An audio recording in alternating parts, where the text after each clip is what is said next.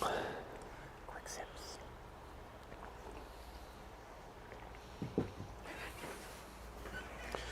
I almost went with the black today. I always go with the black. If I wear white, I'm going to dump coffee or something on it right before Right. the camera starts rolling.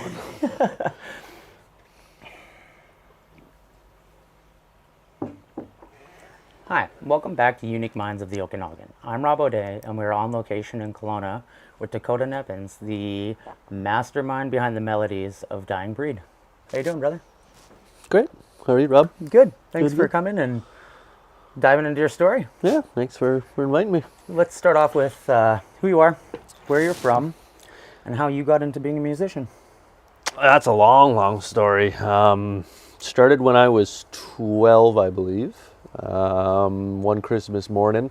I actually think I knew I had it already, but Mom got me a guitar. Nothing else kind of worked. Kind of had a little bit of anger problems when I was little.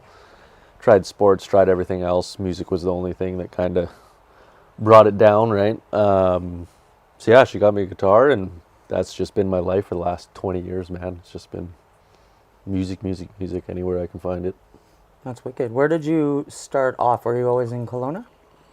You were born and raised in Kelowna? I was born and raised in Vernon. Okay. There was a guy out there, unfortunately he's passed away now. His name was Dave Fletcher, and he got me into the music scene in there. I was very young at the time, so obviously I couldn't get into the bars or anything like that, but always wanted to. And then it wasn't until after high school, one of my best friends from high school kind of was picking his brain about starting a band, and he was always this guy that kind of freestyled at parties and stuff like that. And we're like, okay, like, he knows what he's doing. Fast forward a couple of years, and I convinced him to come over to Dying Breed, and the rest was history. That's funny. Yeah. Dying Breed's been around longer than Enigma has, because I remember you guys were one of the first bands that we had spoken with, Yeah. and it's been really cool to see the progress. And Yeah, I the mean- evolution, because you guys have had some ebb and flows, but like Oh, totally. getting to where you are today with the recent release of Grindstone, how was that process? Like, how was the beginning process of getting into the recording finally and the release? That was, like you said it best right there with the ebb and flow kind of thing. It was, we thought I don't know why, but we thought we were going to write this album within like 6 months, like no problem. And first it started with, where do we record? Well, then we built a drum studio in Stefan's basement. So we started there. Then we hired a producer, I won't mention any names, and he actually ended up breaking the external hard drive that our project was on. So we remember lost seeing that. everything. Yeah. So at that point we were kind of humming and hawing on, like, is this a sign that it's not supposed to be out to the world or what? So we sat for about another 6 months, and thankfully Jamie, our bassist, he has a very, very good ear. He's getting a lot better at mixing too. And we were just like, hey man, like, we're going to let you cook this thing and see what happens. And he definitely cooked on it. So turned out to be good, but the venture along the way, it was nothing but ups and downs. Yeah. Yeah. I feel like that's the same kind of process that we had with ours, was a 3-year battle of just trying to get the same songs recorded. Here. Yeah, it was a 3-year battle, because we started recording when we had Dale, when Dale was originally here, and the same songs, and then we had James join the band, and he had to learn all the guitar again, and then Cole joined the band, and then as things kind of went on, we just like, it got to recording process, and things weren't ready, and I was like, hey, we're just gonna blast it out. So Yeah. we ended up doing almost all the recording for the recent songs relatively quickly, and Andy did all the mixing and mastering. But I think that's like, as a musician too, it's hard to give somebody else your baby Oh, totally. and be Yeah. like, do me good. Yeah, make it better. Yeah, so I find Yeah. that like being self-produced is a very valuable skill to have nowadays, especially as a band, because then you're saving so much money.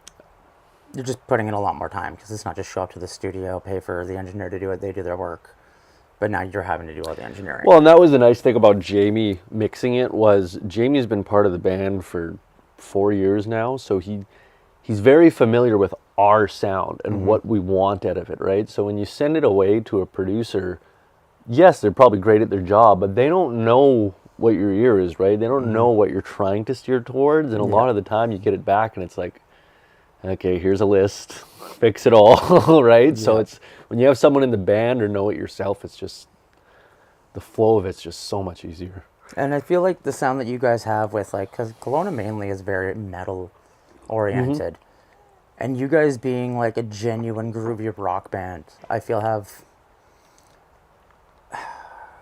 a lot more potential to expand further than the metal bands locally. And I think that the album is a great way to finally like have that debut album out that's not just singles and stuff, but like this actual piece of art that you guys have created as a whole.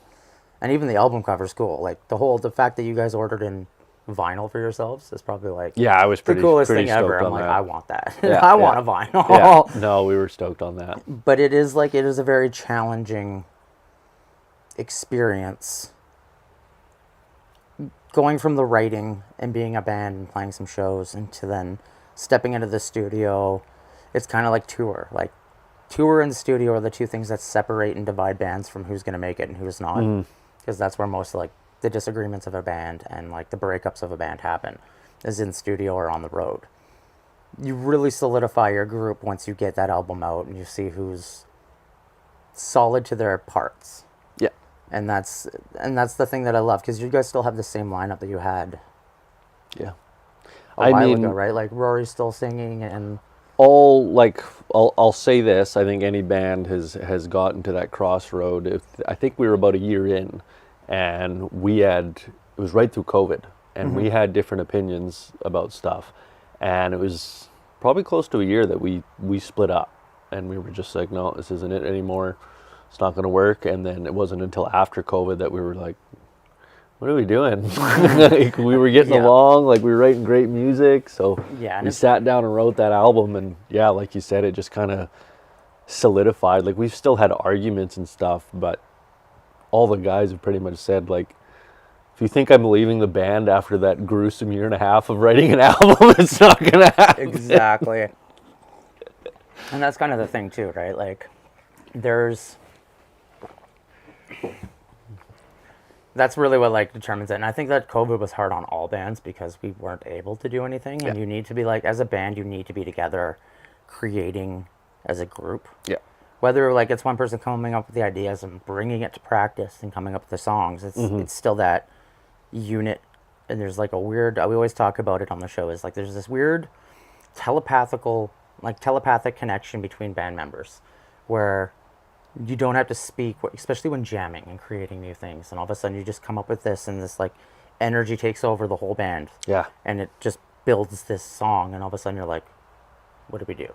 Yeah. How do we do that again? Yeah. And that right there is what we're always going to try to achieve. And then when you try to like step in the studio and capture that feeling, it is extremely difficult. Oh, it's so hard. Like, a lot how we write is, we'll start jamming, we'll record the jam, and if some magic comes out of it, we'll kind of go back and be like, oh, that was nice. But then, like you said, you get into the studio and you try and replicate that, and it's like, it was something that you did so naturally in the moment that even if you try and recreate it, you can get close to it, but it's never exactly what you hit, right? Whether it's the vibe or the riff or whatever, it's never that. And that's what's difficult too. Like, as a musician, especially when you're like being a guitar player, right? Like, we have to come up with, sound itself is a very unique concept because it can change emotions.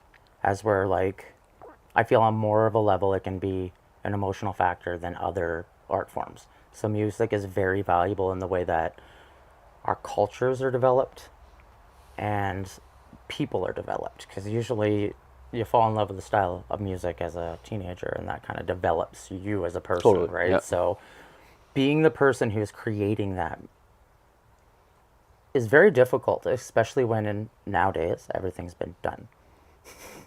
How do you manage to create something fresh and new, especially in like in the rock industry? Because metal industry can always come up with like different time signatures and different screams or like the heaviest tunings, but with rock and blues are very emotionally based. 100%. And that's to be able to create emotion with a song? Like, do you find it challenging when you're writing to come up with something that's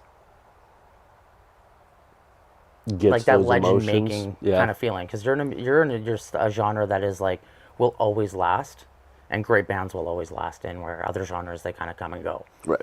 So do you find it difficult when you're writing like a whole album? Do you find yourself challenged to like write the best riffs, or like not the best riffs, but like emotional riffs that you can?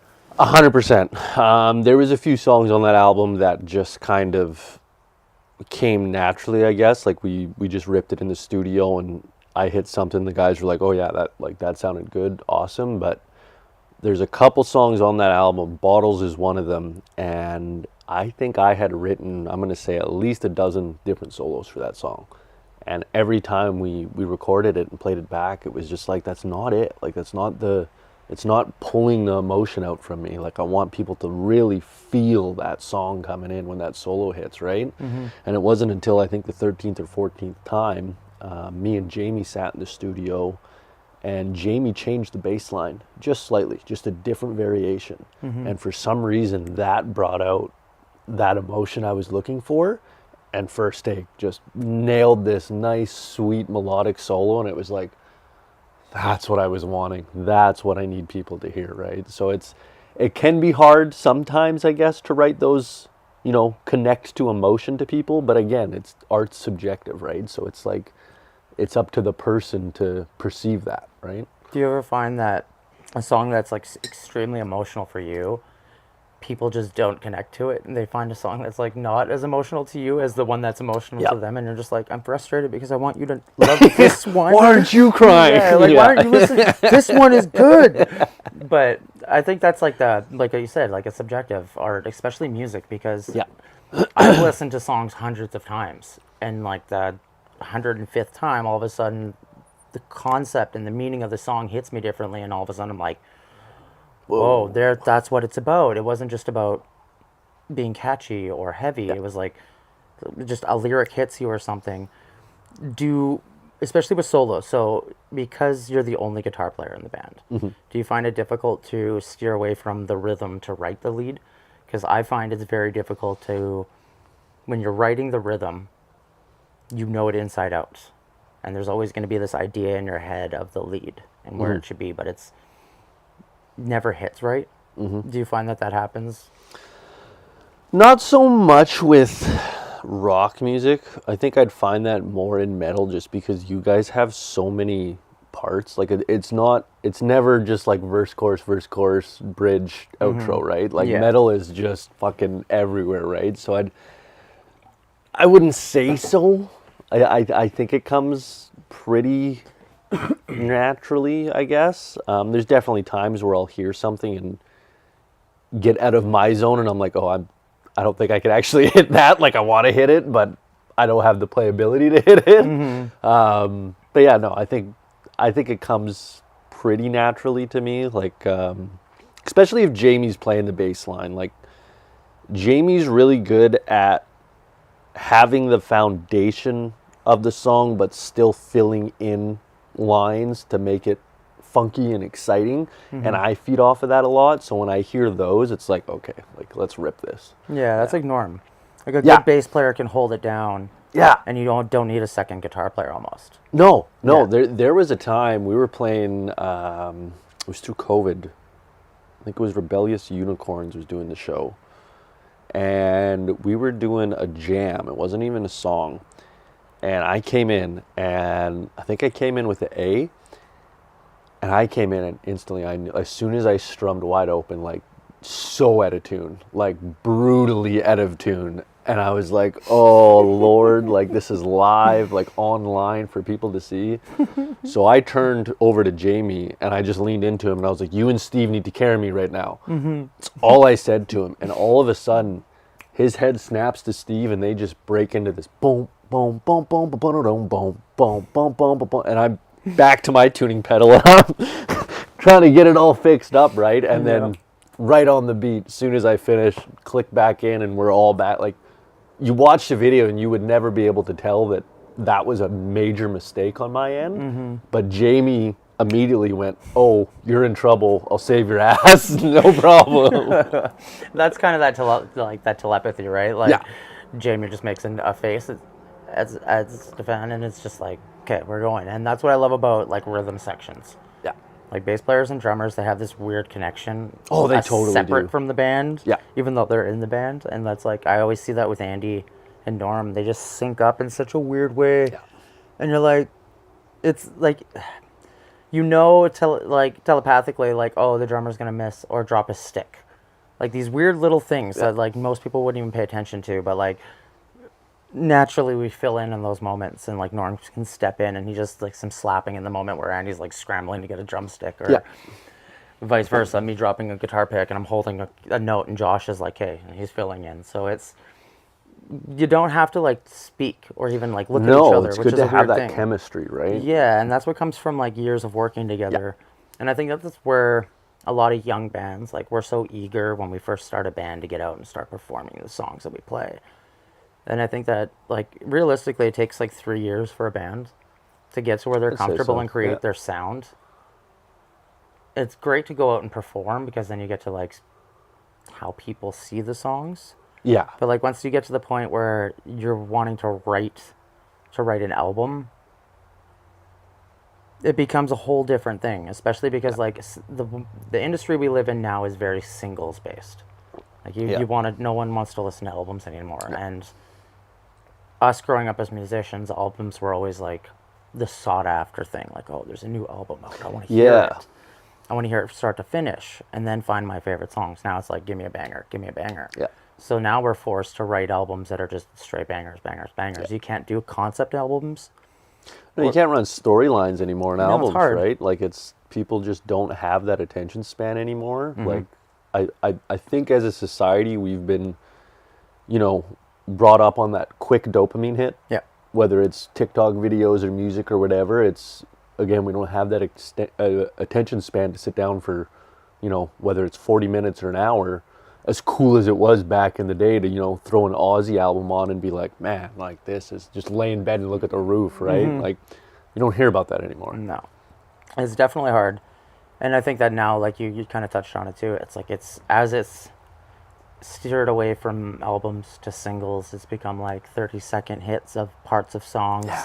That you've Hooks. got to make like 40 different pieces of content for everything. And this is where I struggle as a musician because I'm really good at the business end and I'm really good at writing, and I'm terrible at being on camera unless it's work. Like, I'm having conversations with creative people, so for me it's like it's easy to just talk, but when it comes to me like holding a camera and talking to a camera, trying to get like push likes so that people hopefully like the video enough to go listen to my music, it's like that just seems backwards to me. Yeah. So I'm struggling with like trying to build that following and understanding like, is it worth it to get 1,000 likes of people who aren't going to listen to it, or is it better to have like 150 followers that go and listen to it every day? Well, that's the thing. Like, it almost turns into you almost feel like you're begging. You know what I mean? Yeah. Like, it's like, please listen to my, like you said, like, my album took 3 years to fucking write. Please just listen to one song, please. You know what I mean? But yeah, I just, again, it's sad to see that, you know, like, you go on TikTok and it's just, you find an artist and it's a catchy song or a catchy hook, but that's all they have. Like, it's just like a 10, 20-second hook of that song just over and over and over for 3-4 months straight. And then it's like, oh yeah, that's released. Here's the next hook, right? It's exhausting to me. And I can see where you're coming from, like, you know, doing it for so long, you don't really know where to go with. Like you said, I'd rather have 150 real followers that love my music than 1,000 followers that are kind of like, oh yeah, I followed him just because he, you know, They were funny. had a TikTok or made a funny TikTok or whatever, right? It's like, I don't want that. Especially, and that's like the difficulty is like, especially as a person who puts on festivals, because everyone's talking about how Spotify is going to be dropping monthly listers.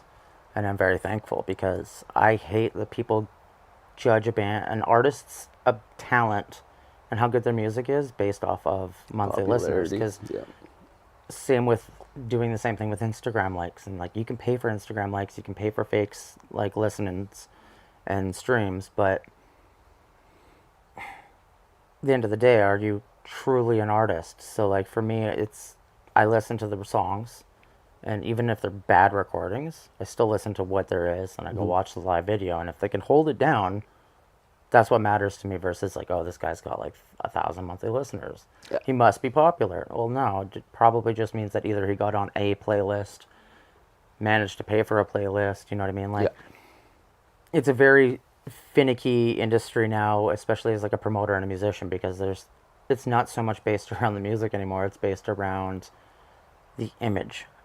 And I feel like that stems off of like the hip hop industry, because the hip hop and rap industry are very image oriented and always been very glam. Yeah. And I feel that bands had to like, we reached for that echelon of like that rock stardom that used to be there. Yeah. Like that Ozzy had, and like all these other artists that we grew up idolizing. That's not here anymore. Like that there's only a select breed of people who can get to that level nowadays with such a flooded market, that it is hard to like, where do I sit? Because it's like every one of us wants to make it big, but it's like I think as musicians we need to change our idea of what success and big is. Totally. And I think it's like if we can build it to a point where we're living off of it comfortably, like you don't have to be a millionaire, but like if your bills are paid and you're doing it, like that's success. I'd agree with that. If I can play music and have my bills paid, I don't got a Ferrari in my backyard, but I'm doing what I want to do, right? Yeah, and I think that we're like kind of, as musicians, we're also like, most of us are taught like, you got to have a backup in case music doesn't work out. Yeah. Music can always work out. There's so many avenues for music, whether it's being a performing musician, a writing musician, a studio musician, a composer for film, composer for video games, which is one thing I highly recommend small artists doing, is applying for like independent video games. Really? To put their music into that. That'd be kind of cool. That'd right? be a cool Because they're little always niche. looking for music that's not going to cost them a ton, because they're independent video game makers. Totally. But they want something that's going to bring feel to their game. Right. Video game market's huge. It's massive. I never would have thought of that. Yeah, and like that's one thing I've been like, little things like that I've been like, the older I get as a musician, I'm like, how can you go about this in a professional manner? And like with a band, it's very difficult. Like especially with like Storm the Empire, it's hard to get four of us, plus the guy who always helps us, Jason, to schedule off enough to go on a 2-week tour alone. Oh yeah.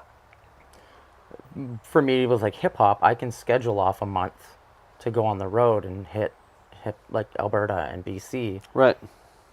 Because it's easier for me to charge X amount of money for myself versus having to triple that for the band and get guarantees. Right.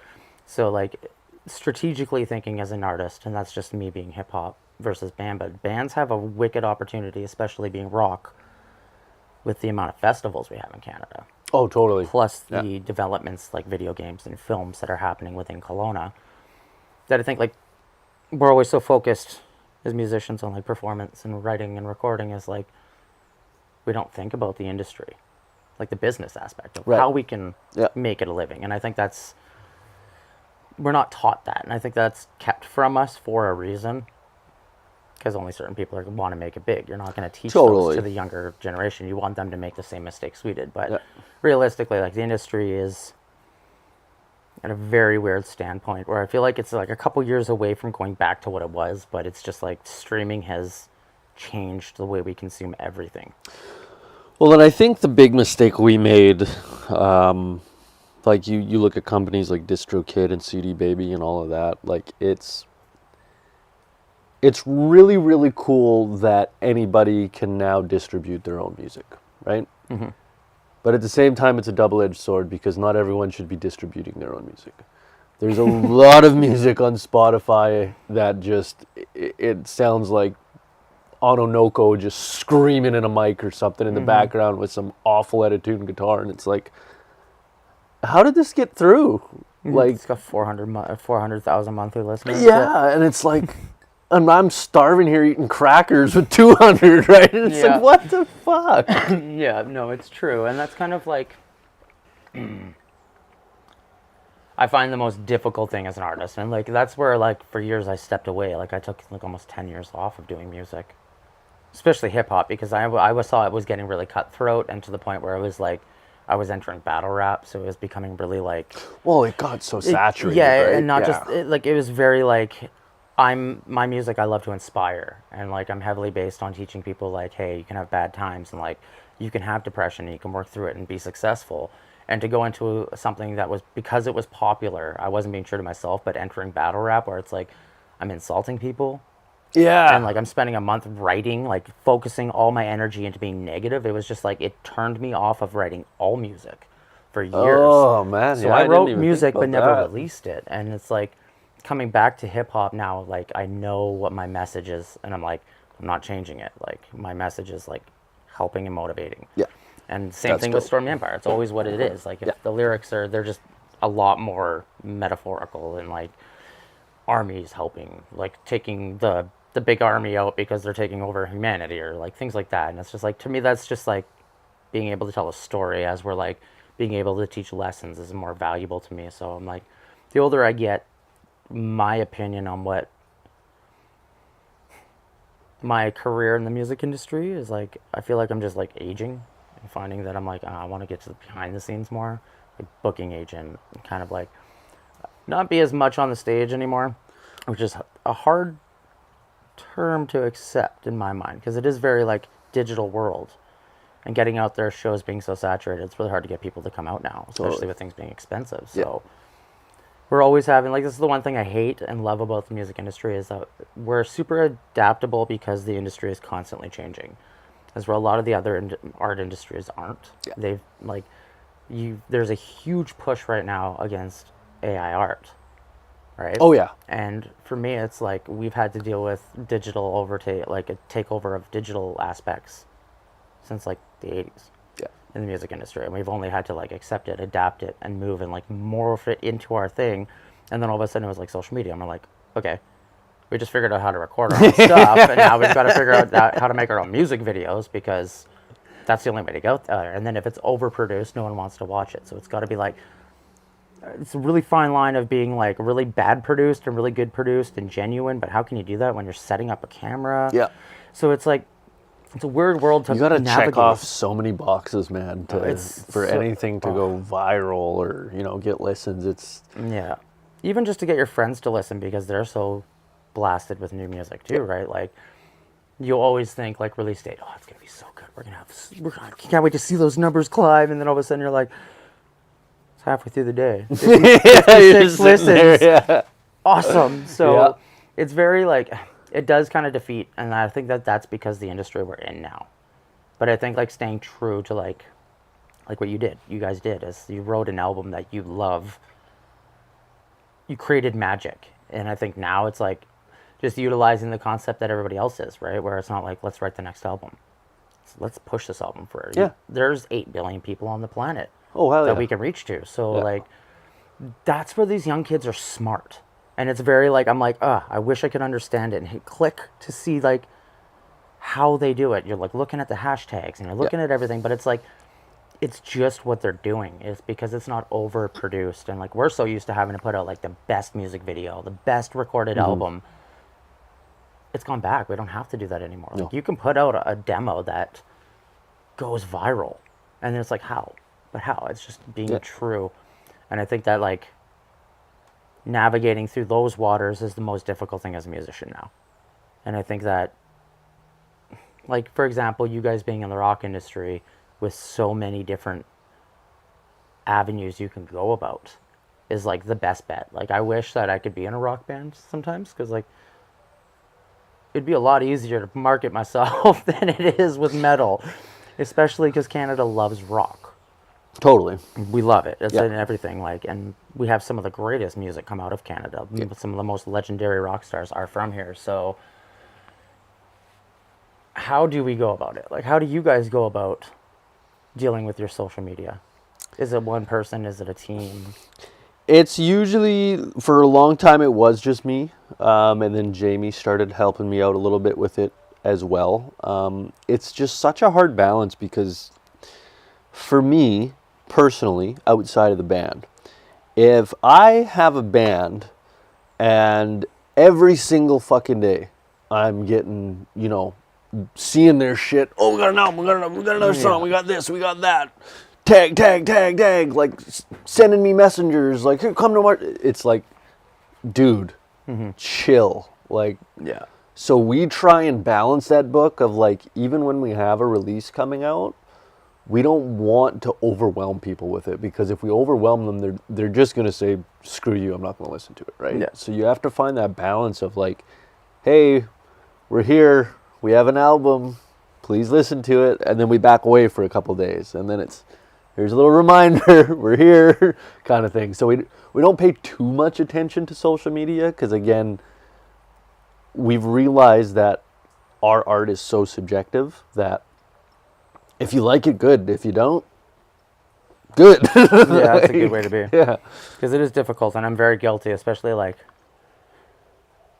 I don't know if you've noticed the Facebook algorithm change in the past month and a half, but I've really noticed that you're only seeing things that are posted 6 days after.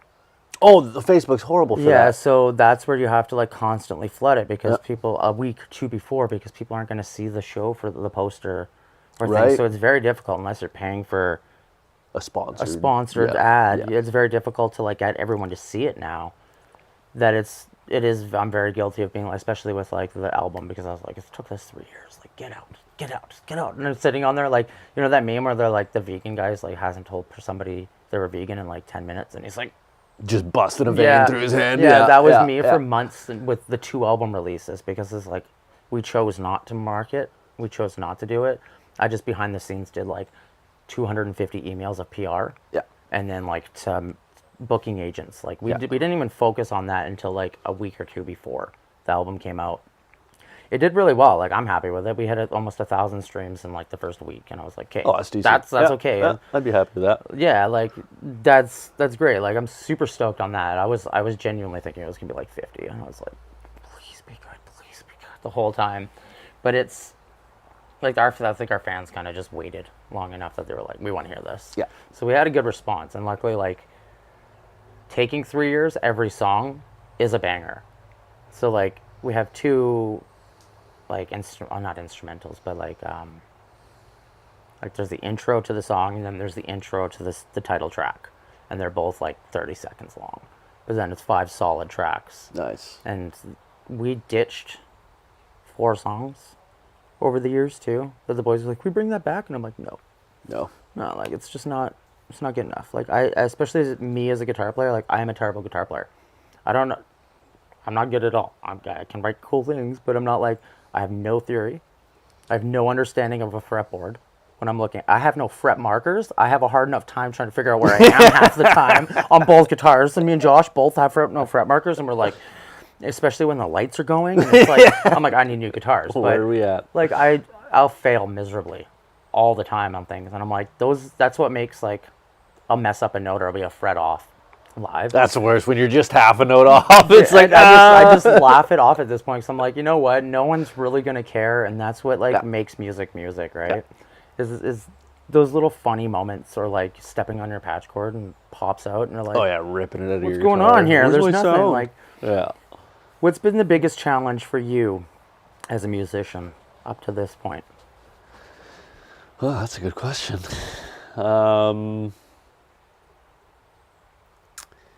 I would say the biggest challenge is, I guess, adapting, to put it in an easy way.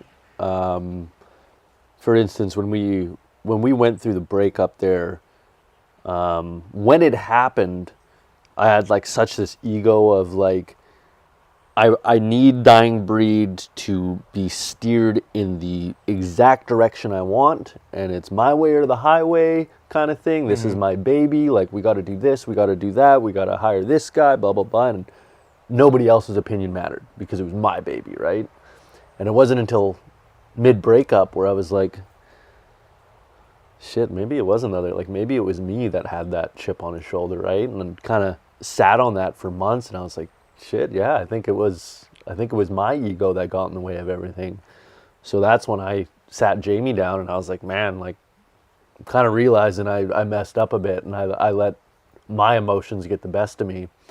And I learned from that, right? Like, you learn to adapt, and you sit down and you overcome those, like, oh yeah, shit, I was kind of shitty there. You know what I mean? And you just grow stronger from that on the other side, right? Like it took a lot of courage for me to go back to the guys and be like, I fucked up. It's my fault. You know what I mean? Like, as much as I didn't want to do it and be like, oh, screw you guys, it's your fault, blah, blah, blah. It really took a lot out of me to be like, go say sorry, lick your wounds, Yep. start over kind of thing, right? That is definitely, I've been there many times. And the boys, as like a person who has like mental health issues too, because I'm like, I battle my own demons and the boys know it. And there's days where just like, I want the world to burn and they know it. Yeah. And they're just like, well, bro, step back a bit. And I'm just like, I apologize. Like, but it'd be like it. And I think that's a guitar player thing, because usually guitar players are the ones who end up managing the band, writing the initial ideas. You know what I mean? Like, it is our baby, and it does become hard to like. This is where I always say it's like a marriage, but with 4 dudes, 5 dudes. Yep. And like your kid is the band and the music, and it's really hard to like. Everyone has their own opinion on where your band should go, but not everybody's opinion really is going to get you where you want to go. So trying to understand like who steps into what role. Yeah. Like, naturally the boys understand, like, it's not my band, but I've managed the band the whole time. And I've proven that what I can do is successful. So they just trust me at this point. Yeah. But I don't just like do what I want. I still am always like, it has to be unanimous. If one person doesn't agree, then I'm not doing it. Yeah. But it's kind of like, unless it's something I know is absolutely going to be beneficial for us, like someone can't perform the show and I'm like, we're going to Europe, like, you're canceling your work day, we're going to Europe, you're going to love me at the end, you're going to hate me right now. That's the dad in me, right? And it's being my baby. But the band, like Storm the Empire, is very good at working together and knowing who's good at what. I'm good at the business, and I'm very good with the ideas and making the ideas happen. And the boys presenting ideas and me taking that and running with it. Norm's really good with people. He is the face of the band. Even though I'm the vocalist, Norm is the face. That's how I always look at it, because he's the happy-go-lucky one that can talk to everyone. Josh is extremely shy, but he's so talented with music that I'm like, hey, you and Andy focus on music. Me and Norm will focus on social media. Like, I won't put my face online, but I'll do all the typing and do all like the work that's behind it. But our team is developed into a point where we know where we all fit, and it kind of works. And I think, like, after, like you mentioned, like the band seeing the success that you guys have had since the breakup kind of shows like that you've all fallen into line, and things are like starting to shoot versus like a slow steady. And I think that's like you guys understanding like how you work as a band. You found that chemistry, and you can hear it in the album. Like, you guys can hear that it's a cohesive band. As where before it was 4 guys trying to write music together. It's now we write music together, and this is a unit. I truly think that we've, in the past year or so, developed our sound. Like, when you hear a Dying Breed sound, you have that, like, oh, that's a Dying Breed song, you know what I mean? And I think naturally you always get there, but it's sometimes hard to get there, you know what I mean, without forcing it. It's something that has to come natural, right? You can't force it. And we've done things too, like stuff like I'm sure you've had it with Storm the Empire, where you're sitting in a circle, you're writing music or something, or writing a riff, and someone's not getting it, or we're not hitting everything properly, and you're just like you're to your point, right? And you're just like, I'm gonna fucking lose it right now if you do it again, like. So we created this thing called Red Gag. So if anyone gets to that point in the studio, at band practice, at a show, anywhere, that's your safe word. You just say Red Gag, and you walk the fuck out. You have a smoke, you have a coffee, you do whatever the fuck you need, and you come back when you're ready. And it works every fucking time. That's awesome. I'm glad we figured it out, but yeah, it's... Definitely did too. I know that there's been points, like, me and Norm have never bickered in the band. Josh and I have only, like, it's not even bickerments, but it's like idea differences. Totally. Because we're both Geminis and we're super close in Oh, age. yeah. You know what I mean? It's just like Gemini with a Gemini is very difficult clash because we're a little bit. super like creative people. Yep. So it's kind of like it was more like understanding how Josh's brain works from not being able to work with him for years. Right. Because he's newer to the band. But Andy and I have like this weird like sync where like it's great, or sometimes we can bicker, but it's not like super angry. It's just like online. But it's just the way that we both talk is different. Yeah. Because Andy is a very blunt person, and I love Andy for being blunt because there's no BS. Like, if he's not happy about it, I'm gonna know about it, and if that makes me work harder to be better. Yeah. I don't like people who like step around and beat around the bush. Like, that's really hard for me, especially in a band, because it's like, this is our project. We need to get this done. Yeah. So when it came to like the recording process this time, Andy's usually been like, we always trust Andy and we don't really have input. And like a month or 3 down the road, I'm like listening, I'm like, oh, I should have like taken that mess up out or that pre-breath out that I never noticed before. So this album I sat for like 2 weeks dissecting these songs in all the little increments I could for him, and it turned out so perfect. And I feel like he loved it, right? And I was like, because he constantly had to change these things, it was like, finally we're working as a team instead of just like, make the song sound good, Andy. Yeah. Before, that's kind of how we did. It was like, I do the bookings, Norm does the promo, Andy, and you make the songs good. It was never like, we've always had that cohesive unit on stage and practice, but it was never like that in the studio. It was always like, guitar goes and record the guitar. Yeah. That's where like we actually all were together for the recording process this time. And like, if my guitar riff wasn't good enough, they made me redo it. This where before it was like, I just go in and do my parts and be like, I'm happy. Well, and it's so cool to have bandmates like that push your best out of you. Mm-hmm. There was multiple times on that album where I laid down a solo and Jamie was like, yeah, that'll work, but you could do better. That's exactly what Andy All right, says. let's do it again. I was like, that was okay, but you could definitely do better. Yeah. Like, oh. And that's when you start to hit that, because you know they're just trying to help you, but like creative criticism from your friends is the hardest. Oh, totally. I don't care if anybody online says anything negative about me, but if like the person I look up to as a drummer is sitting there telling me I suck, I'm like, Andy, don't hate me. Yeah. So I feel that. Yeah, and it's like I respect each person in my band in such different ways too, because we all bring different values. Like, I respect them all the same, but like, Andy's got 20 years experience on me, so when Andy says something, I take it really seriously, and I break it down and listen to it and figure out how I can take that advice. When Norm's usually giving me advice, it's usually like pretty blunt and obvious, like that part doesn't sound good. Let's change that. Yeah. He's very like chill about it. It's like Andy can be like, yeah, no, we're not using that. Yeah. And I'm like, you just got to kind of like understand how each member works and how they speak, and how also taking into account how their day's been. That's also another hard thing as an artist, like, right? It can be, I'm sure you've experienced lots, whether it's relationships or bands, but sometimes when you text, your emotion doesn't come through on that text, and you read it, and you're like, "Oh fuck, Andy's pissed right now." No, he's having a coffee in the morning. You know what I mean? He's chill as fuck. Yeah. He's not bad, but you're like, "That's literally." Oh shit. Then that's kind of what, like, for me, like, I think that's where a lot of the misconceptions in the band and the arguments happen, is because if something negative happens and I've got to like adjust it quickly, like for example, like, oh, we got to cancel a tour. That's a lot of work for me. I'm stressed out, and to like just get all the information out to the boys so they understand can come out as me being like, I'm being a total dick. Totally. Yeah. But I'm not thinking about how I'm phrasing it. I'm just like, blah, here's the information you guys need to know.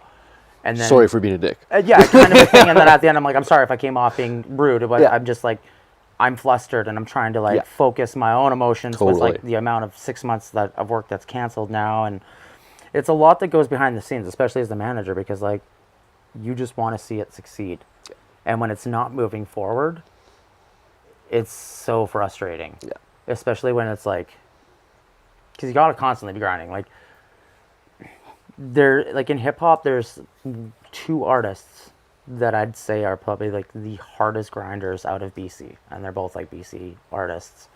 But the one that I'm like, amazes me for his work ethic and his grind is, his name's Junk. Junk, okay. Yes, and then he's absolutely insane for how hard he works, and you'll never meet a harder working artist out there. Really? Okay. Yeah, so he like, I don't know what it is, what he has to speak, how much he's putting out, how much he's recording, how much the dude's insane. I don't know how he has time to sleep, but that's the amount of work you need to put in. Oh, 100%. To make it nowadays, and Yep. it's like, that is a huge sacrifice. Yep. And like, to find bands that are members of a band that are willing to sacrifice everything to go on the road to make that career happen is like, that's where it's really hard to find. Well, you have to, like, for a band, I feel like a lot of people just think, like, you know, it's just for your best buddies in a garage making music, and it's so much more than that. Like, everybody's ideologies have to be on board. Everybody's schedules have to be on board. You know what I mean? Like, there's so many things that come into play to make a band work, and you got to do that the entire year. For multiple years Every for year. it to work, right? Yeah. Like, you can't just do it for a couple months and then be like, oh yeah, that was fun, guys. Like, see you in a year from now. That's never gonna work, right? So it's this constant grind of just waking up and just be like, no, this is what I chose. This is what I want to do. Like, can either go be a janitor or make music today. So Yeah. And it is definitely like, do you guys plan on trying to get across Canada? we'd really, really like to. Like, how far, what's the furthest you guys have toured? Not far at all. Okanagan has really been, We got to get you out there. yeah. Because I think that's where we need to steer more as artists, is less online and more just like in the communities. Well, it's And outside of that, right? Yeah, Like, it's really hard to promote yourself. And that's what I think the music, that's where like the metal rock industry is very different than the hip hop industry is. Hip hop is like, we're always trying to like network with the other promoters to put shows on so you can work with each other. Bands don't do that as much anymore. Like, you have your group of friends that you book your shows with, yeah. but then you're only getting that group of fan base, and it's not going to grow. So like, if you're not networking with other promoters and other bands, and sounds really bad, but stealing their fan base, you're not going to make it anywhere. Well, and I mean, you look at like we did that mistake for a long time with our social media, that like, we have our following, right?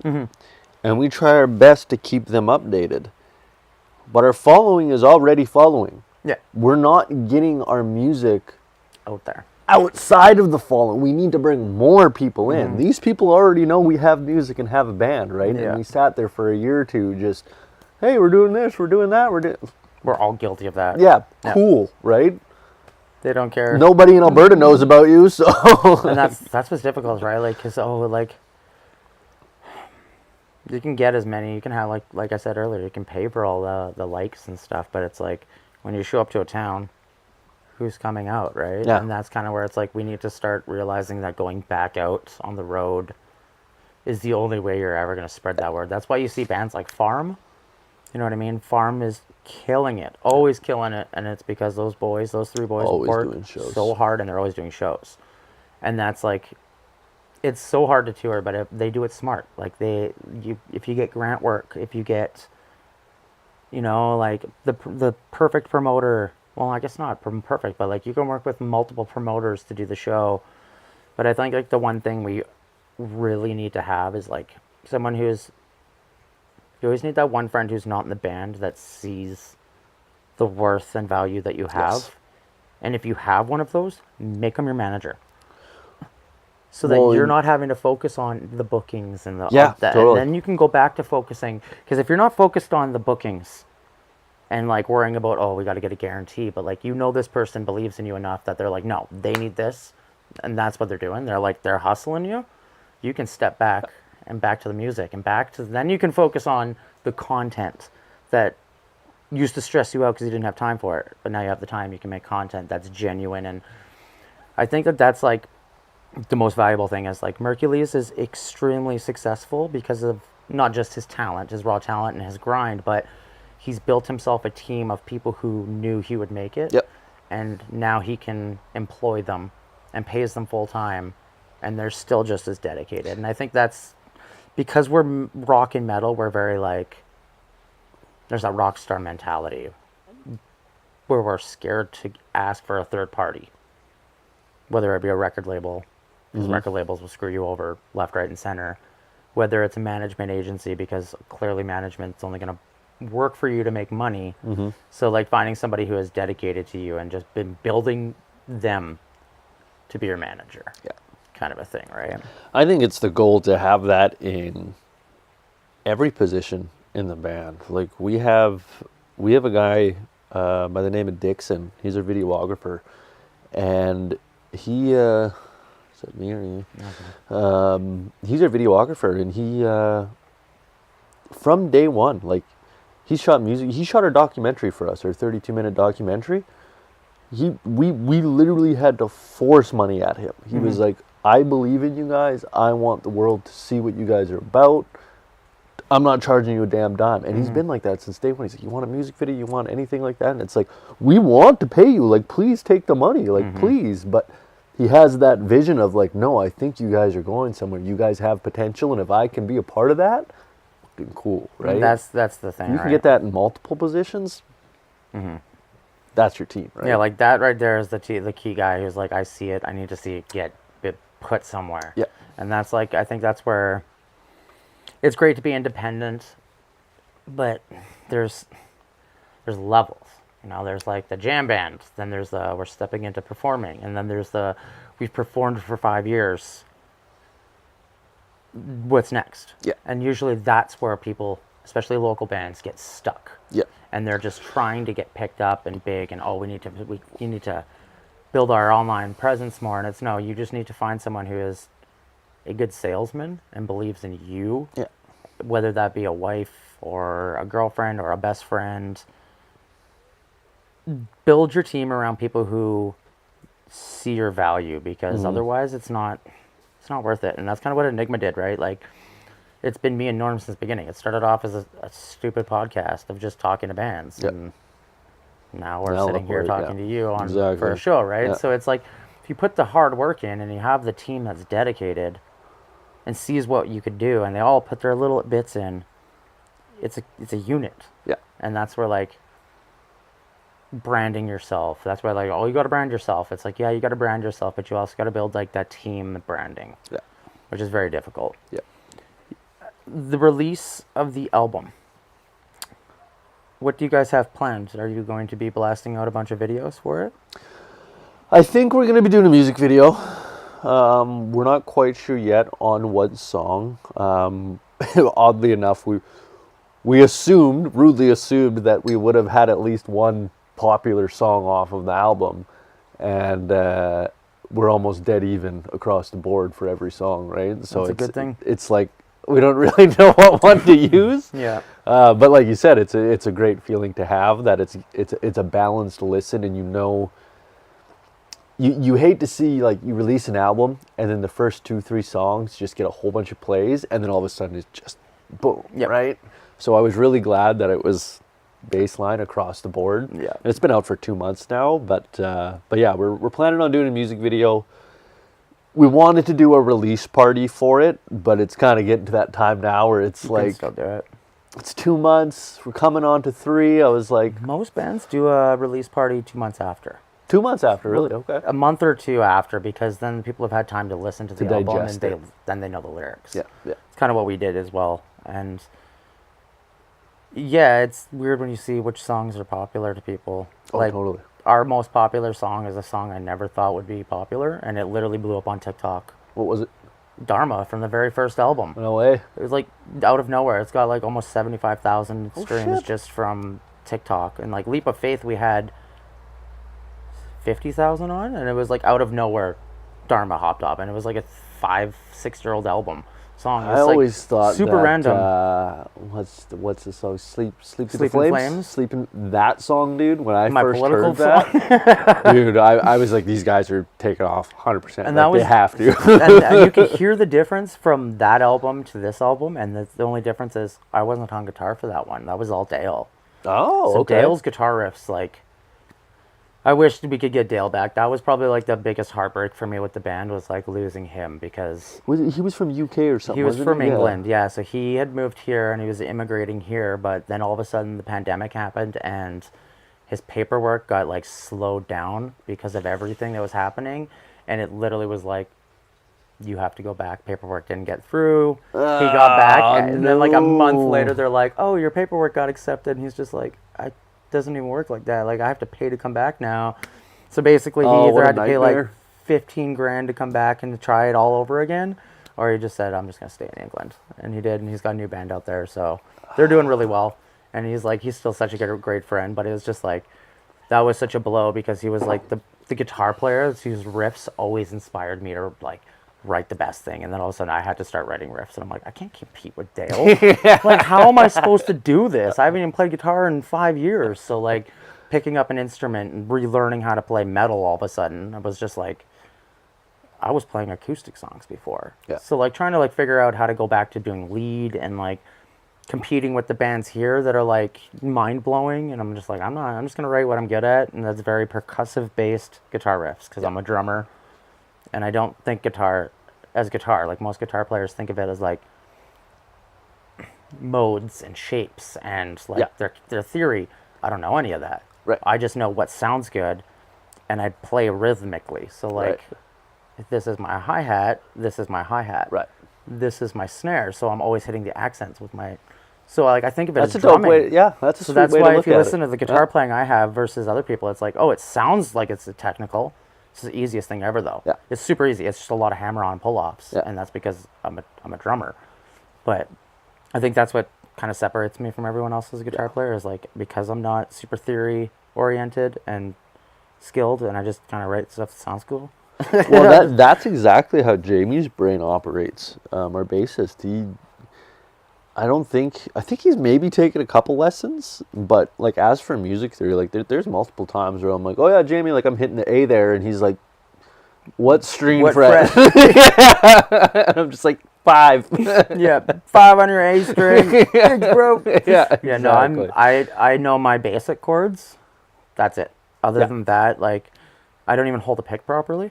I was taught But it's 2 lessons. wild, too, Yeah, because of like you said, the melodies that come out when you don't have that music theory. Like, Yeah. it's the same with Jamie. Like, he is by far the most funkiest, rhythmatically played bass player I've ever played with, right? Mhm. But he's never taken a bass lesson. Yeah. He's never taken theory or anything, and it's just like, you just have that ear of like, I know what to do here, right? I always say that you can't be taught music. It's like being taught emotions. You can't be taught an emotion, because music is very emotion based. Totally. That's why we make the really stupid faces when we play. Totally. Ooh, that feels so good. Slug Ooh, faces. Yeah, exactly. So like, it is a very like, that's where I think I've always gravitated towards music versus like, I enjoy other art forms, but music has always been like the one that, like, nothing hits me harder than an instrumental song. Yeah. I don't know what it is. Like, lyrics they're great. They can express something, but if you can write an instrumental song that just like, it's a 15-minute long instrumental song that takes you on this journey. Crazy journey, yeah. And I'm just like, it's the symphonies of today. So like, bands like Leech and like Mogwai from Ireland, like, they amaze me for what they can do being instrumental bands. Because like, you don't need to have lyrics to make a song good. And I think that's why I kind of wish people appreciated prog and like instrumental bands more. It's like, they need more love. And it's because I just think that's like, our taste for music is, it always is constantly moving. And we went from like symphonies and classical songs to like Baby Got Back. Yeah. And we're kind of like slowly back on that rise to like, nowadays we're not just picking, like, the music industry isn't just picking the cream of the crop anymore. Yeah. They're not like, oh, these 16-year-old kids are going to write great songs. Like, there's no life experience there. Yeah. There's no musical experience there. Like, you can't take somebody who's played a guitar for 5 years and make them a rock star. No. It doesn't work like that. No. So I've noticed in the past 5 years a lot more bands who are 40s and 50s getting picked up and becoming huge, and then continuing to build their career at a late age, which is extremely inspiring for me, because I'm like, at 35, I thought I should have gave it up by now. Yeah. But at 35, I'm making more moves now than I've ever made in my Totally. entire career in the last 5 years alone. Because like the 30 years before, I was like, I wasn't like a a stable unit, if you know what I mean. Like I was always up and down. So now that I have like my head on straight and I see where I want to go and my vision is set, it's like there's no stopping you once you have that. It's clear now. And like that's how I feel like releasing the album with you guys and seeing you guys on Kelowna After Dark, and it's like the steps are finally, and it makes me stoked because I've seen you guys develop since the beginning. And it's like it's so cool to see because now it's like finally the pieces are there. It's starting to pay off. And you guys understand where you are and who you are as a unit, that it's like now is your time to shine. Yeah. And it's like do you know Robb McLaren? Sounds familiar. Yeah, the Cavernous and Lakeman. He's a promoter and a musician here, but he's always said like bands have a shelf life of either 2 years, 5 years, or 10 years. And if the 2-year mark is usually where bands figure out if they want to do it. 5-year mark is usually where like, hey, we've been doing this for a while. How can we make it an actual thing? Yeah. If you hit that 10-year mark, is usually when your band becomes successful. And that's where people know your name and want to go to your shows. So like it's a 10-year grind. There's only a handful of careers that take 10 years to get to where you want to be, and being a doctor is one of them. Yeah. So it is like being a musician, we're not taught that. Like we think naturally like, oh, we're just going to write cool songs. It's a 10-year grind. You look at, I always bring this up to my band. You look at the band, the band Black Keys. The Black Keys. Yes. Yeah. They were a band for 10 years, and they seen nothing but dive bars for that 10 years. It wasn't until I believe it was a Germany company that was shooting a commercial and messaged them and said, hey, we'll give you like 10 grand or whatever to use your song. Like took right off, like limit, like they're one of the biggest rock bands now. You know what I mean? And it's like took them 10 years to get there, but it just took that one little thing to take them right off, right? That's the thing is, and if you think about it, that's like completely outside of what any of them would have thought. It's a Totally. commercial, and that's where I was earlier. I was like, I think we need to start, like, as musicians, start thinking outside, like Kelowna, especially Kelowna musicians. And I don't give a lot of people like my little tidbits of what goes on in my head, but it's like, as a friend and as a rock band, I feel you guys would have a lot better chance than a lot of the other artists to do so. Is to like the local films that are going on, because Kelowna has taken over a huge majority of the film industry in Canada, and there's a lot of independent films coming and a lot of video games, commercials, like those are kind of things where like they can't afford to pay the royalty rights for major songs. Totally. So they're always looking for something, and that is a great way to get your music out. Even radio is another great one, because like we're so focused on streaming, but like if you're a member of SOCAN, which are you guys members? I believe so, yeah. Sign up for SOCAN and make sure you are, because then you can actually just like send your demo and your EP and your album to radio DJs, be like, pick your favorite song, and if they enjoy it, they will put it on the They'll play air. it. And then SOCAN's collecting your money for all the airplay that you're having. Well, and there's so many independent radio stations now too. So like, many. That's apparently massive in the UK right now. Jamie has been trying to get us on a couple, and yeah, like it's just there's more independent radio than there is real radio now, right? And so Yeah. it's definitely a good. One thing I think all bands should invest in is the Indie Bible. I don't know if you've heard of it or remember what it is, but it's like basically a PDF file that you pay for that has every single podcast, radio station, record label, PR agent, all of this throughout Canada, America, UK. Oh wow! And like most people don't realize it, but like that's how you make those contacts. Like when you're like, how did they make it so big all of a sudden? They thought of it in like a different aspect, and when like the Indie Bible and like all those kind of things are like super handy.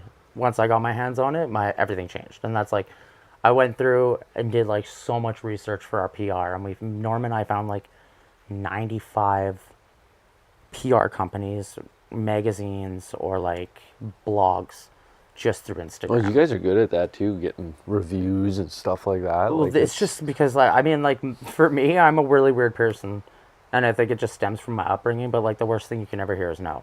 yeah, So like if I send out 200 emails and they're like no, doesn't bother me. It doesn't get me like upset at it. Yeah. It's like, okay, but if I get 10 that say yes, Or like the one review we did just get, which is a 9 out of 10 from a big magazine out of, I want to say France. Oh, damn. But they gave us a 9 out of 10 for the full album, and I was just like, that Hell if I don't get the 200 emails back, that one right there was worth that it. was worth because that it. alone is Yeah. going to push things, and it's like just different strategies. And I hate having to think of it. And like being a musician is like my love is music. Yeah. It's not about making it big, and it's not about being famous or having $1 million. It's like I just want to be a musician my whole life. Yeah. But at some point, I kind of got to accept that there's a business behind it, and like how to play the game properly. Well, it's weird because like I don't know about you, but I've been playing music for the last 20 years, and it wasn't until recently that I was like, when people ask, "What do you do for work?" or "What's your job title?" Like, what do you say? I work in the film and music industry. Okay, fair enough. Yeah. See, I'm usually, I'm a barber, or I was a boat mechanic, or Yeah. it was never, I'm a musician, or I'm a guitarist, or you have that. You're not allowed to do that as a music career, kind of thing. You're not allowed to tell people that as a music career. And it wasn't until recently where I was like, no, like I'm a musician. I'm a musician. This is what I do for a living. This is what I want to do for a living. This is a real career. Yeah, I'm not making $100,000 a year doing it. You but could. You could, right? So I think manifestation is a big thing. totally, yeah. And like that's one thing too, is like when the universe presents you something, take it and roll. Oh, totally. So like up until 5 years ago, I was a chef, I was a carpenter, I did concrete. I was a background actor for a few years just before COVID, and then I was just like, when pandemic hit, the film industry kind of went down, and then it was during then that the opportunity to film the documentary came. Nice. It was just like, I applied for it, and I got it, and I was like, I have no clue what I'm doing. I'm not like a filmmaker, I can film. But that kind of like steered me on the direction where I am today, and now it's like, film and music are the easiest ways for me to express what needs to be changed and talk to the people who know how it can be changed. That it's kind of blessed me in a sense where I can help a ton of people. Yeah. So like, I just linked up 2 of our most recent interviews. We did an interview with a stained glass artist, and he makes like crazy beautiful metal oriented, like metal themed, like Iron Maiden Hell yeah. stuff. And then Scott, my buddy who does metal work. And I was like, these 2 dudes are going to just vibe so well. They're both in the same age range, and like they're both creatives, and it's hard to find creatives that are like-minded. So I was just like, y'all would be great friends. Yeah. And they're like hanging out and talking, and I'm like, if they make a piece of art together, I want one. Yeah, because, totally. Like, yeah. being able to do that, make that connection between like-minded artists in the Okanagan has become like, that's become more of my goal now, is like, how can I benefit our community versus like, how can I make my band successful? Because That's like, a cool way to look at it. I don't really care about getting big, but like our music scene is so vibrant, and because we're not on the Trans-Canada Highway, it gets overlooked. Yeah. Unless it's like AMF and stuff. So like for me to build, my biggest goal is to build, the reason why I host shows and festivals is to build an all ages festival for Kelowna. That'd be rad. And that's been the manifestation for past 4 years of mine since we started doing festivals. And I haven't mentioned anything to anybody, but this year's festival has recently been changed locations from Penticton to Kelowna to an all ages outdoor festival. Hell yeah. So now I'm like, the goal is coming, and it's there, and it's just like, I just gotta wait. It's developing. It's there. Yeah. Just keep going hard. Man. So it's like, you can't give up on your dreams, because like the moment that the universe sees you, like you said, making those steps, like you guys are doing now, the universe will start kind of presenting those in front of you. Totally, and I think man. that like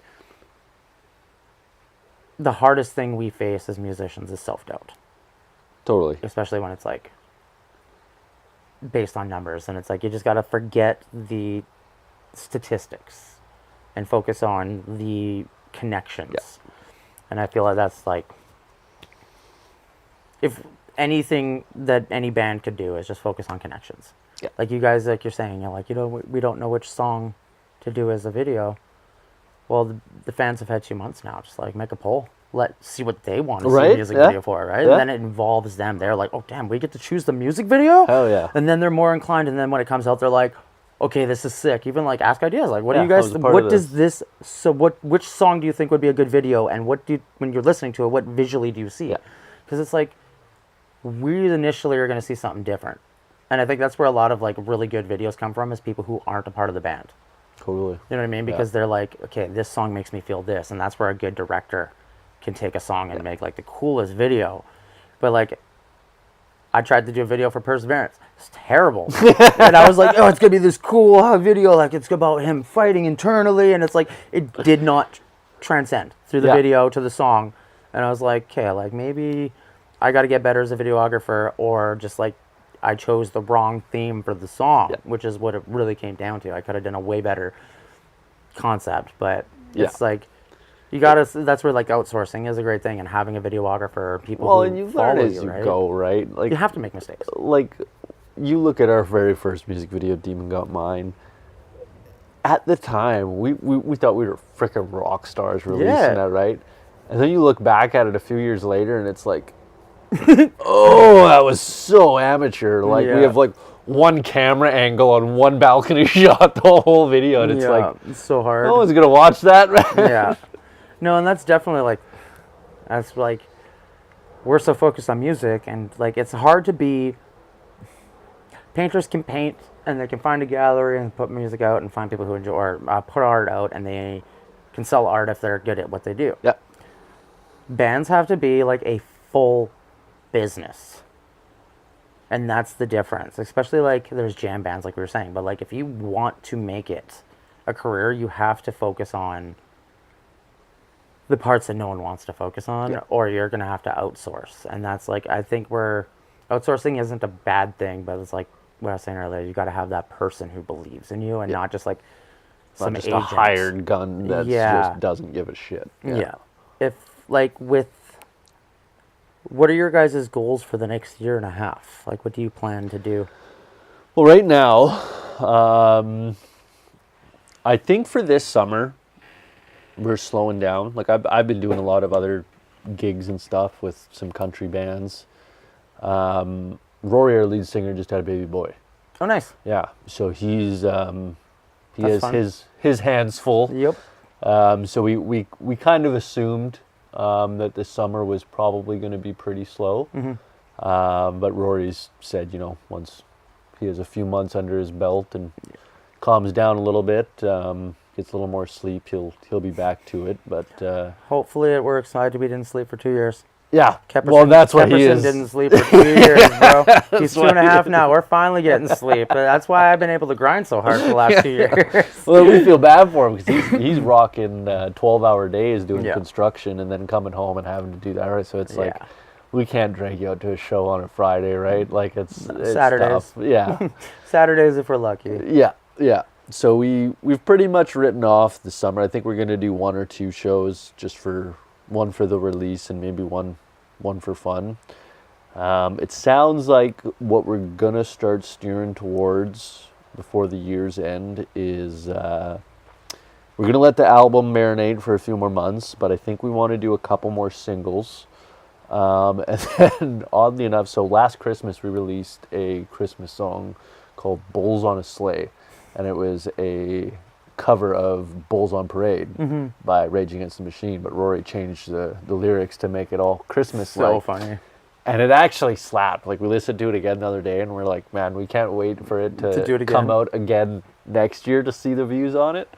That would be a really funny thing to do. But then we were kind of thinking about it, and we're like, man, maybe we should just do like a 3 or 4 song Christmas Please EP. do. Literally, it popped in my head. It's like, you need to do a Christmas album. Like all the greats, like Mariah Carey. Yeah, all the something greats. like that. Yeah, Christmas with Dying Breed or something like So that. good. Yeah. That's hilarious. Yeah, we've picked a few out. We're slowly picking away at them, but yeah, we thought, what, summer's a write-off. We got the album done. We're like, let's have fun for the next few months. Get it off our shoulders, right? That's like great content too, right? If you guys film yourselves. Oh yeah. And that's like perfect way to get out there. People would love that. Oh yeah. And It's you get hilarious. funny with it too, right? Yeah. Like, that's the fun thing. If you had any advice that you could give an aspiring musician that would help their career from the beginning, what do you think it would be? Don't stop.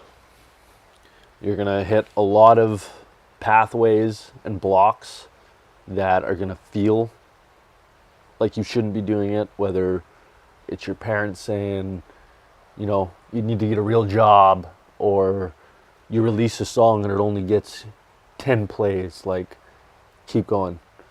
Keep going. It's like a faucet, a dirty faucet. You turn the faucet on when it hasn't been turned on for a while, a whole bunch of shit comes pouring out, it's all dirty, it's all gross. You keep it running for a couple minutes, that shit's running clear as day every time. You know what I mean? So just don't give up, keep going. That's all I can say. Awesome. Yeah. Well, I want to thank you for doing this. Thank you, Rob. It's been a great conversation. And yeah, man, I enjoyed this. getting to sit down and like dive into knowing from the beginning and getting to dive in and like sit down and talk to you has been, totally. been an It's been a amazing pleasure. thing. So I thank enjoyed you. it, man. Awesome. Awesome. We'll catch you guys next time.